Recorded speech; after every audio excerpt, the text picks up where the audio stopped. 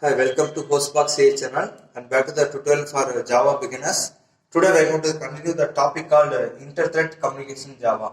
The previous session I explained what is thread and how do you implement synchronized thread in Java with the help of synchronized block and synchronized method also. Today we are going to continue. Please check the playlist when you have doubt. So here inter-thread communication in Java, you have two methods called wait and notify.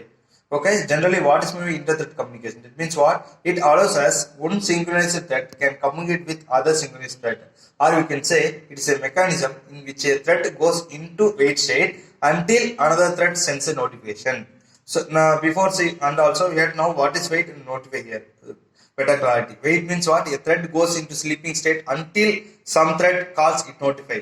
And also notify means what? It wakes up thread called wait on same object. Here wait means what? Suppose a thread want to execute the process, you have to wait for some time. After getting the notification, it will stop temporarily, wait or sleep for some time. After getting the notification from the particular particular object, it will start to execute the process. Start to execute the thread. Okay, so before going this small program, it's the simple program for a program having Java program having the two threads for printing the total of first 10 natural numbers, that is 55. We see the real time example. Let's assume that the bank real time example for understanding purpose. Let's assume that I have thread called withdraw and deposit money in the ATM. So the withdraw is the first thread and deposit the second thread. For better clarity and understanding, I'm saying let's assume that I'm going to ATM and I want to withdraw 10,000 from the money from the withdraw from the ATM. So it's the process thread. So what happened? I'm going to withdraw the money. So when I once the withdraw money, what happened? The ATM will check my account whether I have a sufficient money or not. Suppose unfortunately I have insufficient money. What happened? Then another thread will be activated. That means it will get a chance to deposit the amount. What? For example, I have 5,000, remaining 5,000, it asks the deposit of money. So after some seconds, what happened? I can deposit the money and complete the process. After completing everything, what happened? My account will fill with the 10,000 cash and I can withdraw the money immediately. So this is a way. So one thread, another thread is there. So till complete this thread, another thread may wait. After getting notification, I can withdraw the money from the ATM.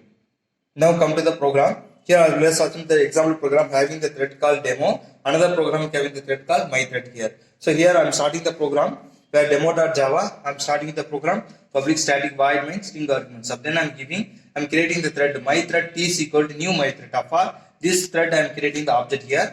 Then I am going to implement the t.start method. As I told you already, what is the public void ren and t start everything. Then I am going to use, remember, inter-thread communication possible between only the synchronized objects only. So I am writing the synchronized of t here. This is the synchronized of object name here, that is t. Then open brace. Then I am writing t dot wait of.